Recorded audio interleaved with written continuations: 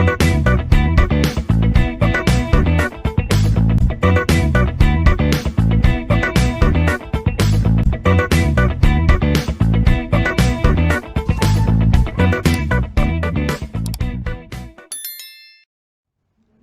everyone. Advanced Computer Architecture, Chapter 4, Processor and Memory Hierarchy. Processor families to be studied include the CISC, RISC superscalar, VLIW, superpipeline, vector, and symbolic processors.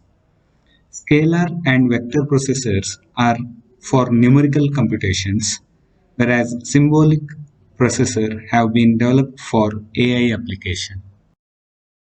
Various processor families can be mapped onto a coordinated space of clock rate versus cycle per instruction.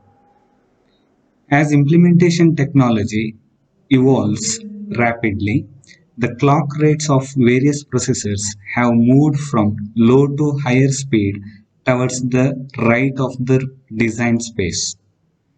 Another trend is that processor manufacturers have been trying to lower the CPI rate using innovative hardware approaches. Figure 4.1 shows the broad CPI versus clock speed characteristics of major categories of current processors. The two broad categories are CISC and RISC. In the former category, x86 processor architecture, and in the later category, there are several examples like Power Series, SPARC-C, MIPS, etc. will be discussed. And RISC processors. Complex instruction set computing processors like the Intel 80486, the Motorola 68040, the VAX 8600, and the IBM S390 typically use microprogrammed control units, have lower clock rates, and higher CPI.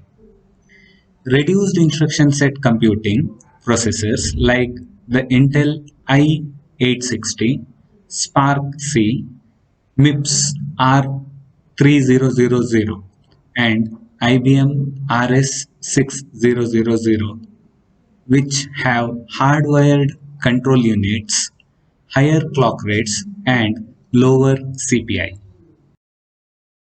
Scalar processors.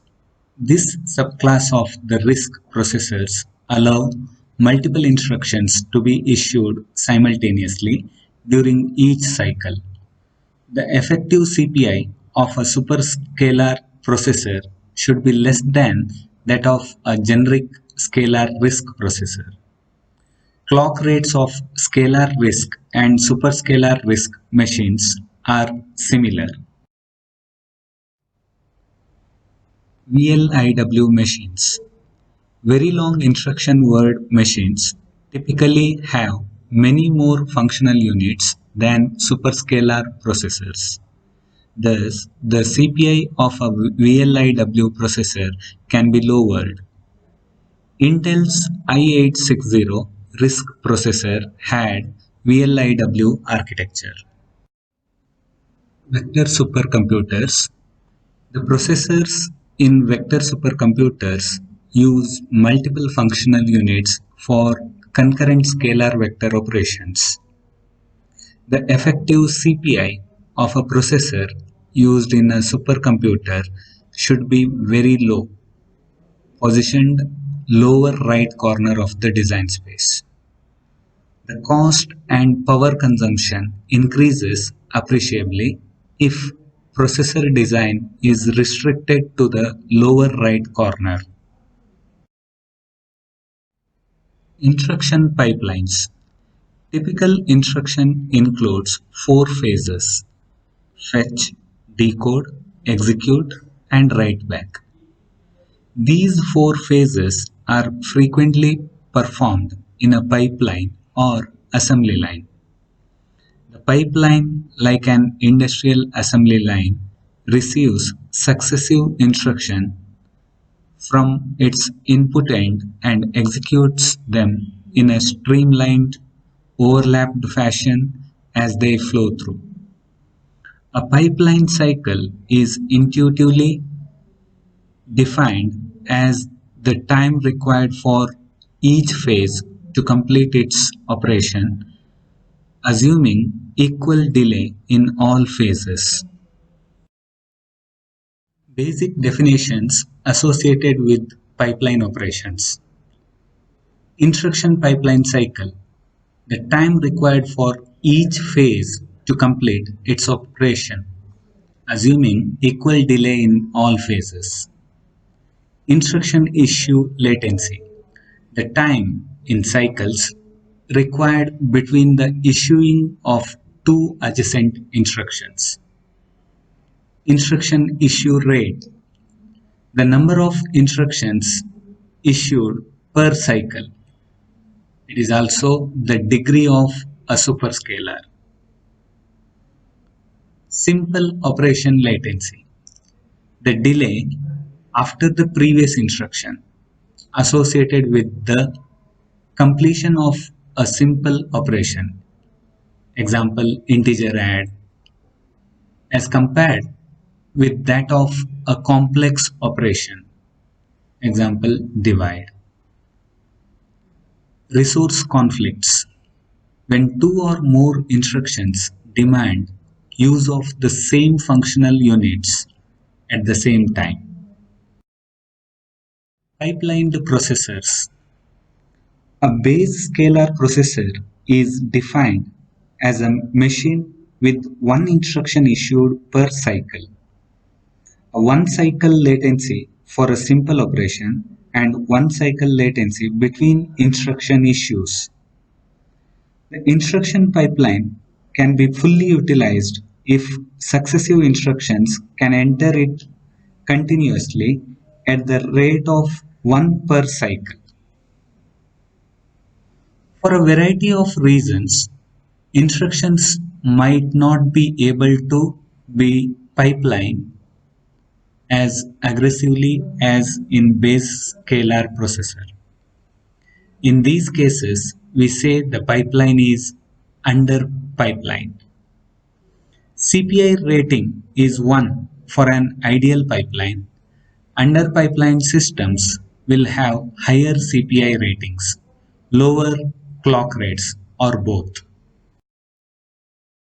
The diagram shows the execution in a base scalar processor under pipelined with two cycles per instruction issue and under pipelined with twice the base cycle.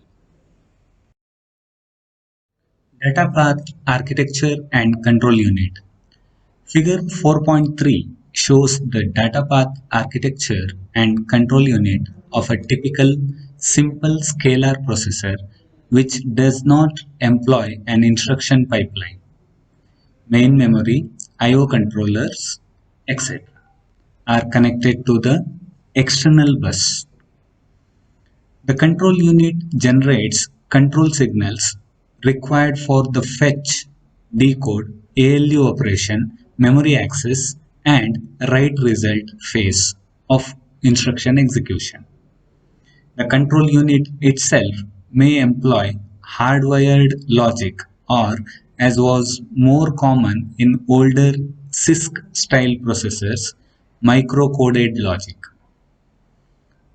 Modern RISC processors employ hardwired logic, and even modern CISC processors make use of many of the techniques originally developed for high-performance RISC processors. Diagram shows the working of data path architecture and control unit of a scalar processor. Instruction set architectures. CISC. Many different instructions, many different operand data types, many different operand addressing formats, relatively small number of general purpose registers, and many instructions directly match high-level language constructions. In RISC, many fewer instructions than CISC, fixed instruction format, and simple operand addressing, relatively large number of registers, and small CPI with high clock rates. Hardware features built into CISC and RISC processors are compared in this diagram. Conventional CISC architectures uses a unified cache for holding both instructions and data. Therefore, they must share the same data or instruction path. In a RISC processor, separate instruction and data caches are used with different access paths. However, exceptions do exist. In other words, CISC processors may also use split cache.